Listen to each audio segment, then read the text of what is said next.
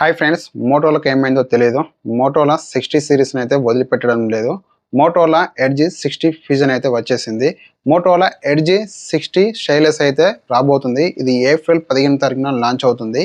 మోటోలా edge 60 pro కూడా ఈ phone అయితే తీసుకొస్తుంది. కానీ దీనికి సంబంధించి ఎలాంటి స్పెసిఫికేషన్స్ అయితే రాలేదు.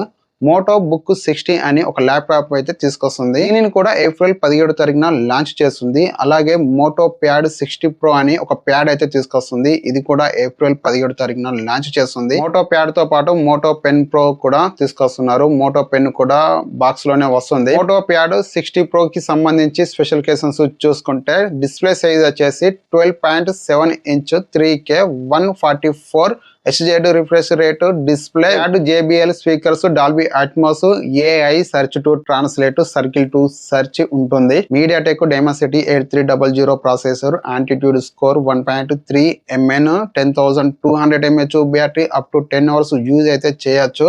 45 watt fast charging, wifi, bluetooth and cellular కి సపోర్ట్ చేస్తుంది. 100:15 బ్యాక్ సైడ్ కెమెరా గురించి కానీ ఫ్రంట్ కెమెరా గురించి కానీ ఎలాంటి ఇన్ఫర్మేషన్ అయితే లేదు. ఈ ప్యాడ్ ఎంటర్టైన్మెంట్ కొరకు, గేమింగ్ కొరకు అయితే కాదు. దీంట్లో చిన్న చిన్న గేమ్స్ అయితే ఆడొచ్చు. లాస్ట్ హెవీ గేమ్ అంటే ఫ్రీ ఫైర్ అయితే ఆడొచ్చు. BGMI కానీ కాల్ ఆఫ్ డ్యూటీ కానీ దీంట్లో అయితే సపోర్ట్ అయితే చేయదు. కానీ దీంట్లో ఒక ఫ్యూచర్ అయితే ఉంది.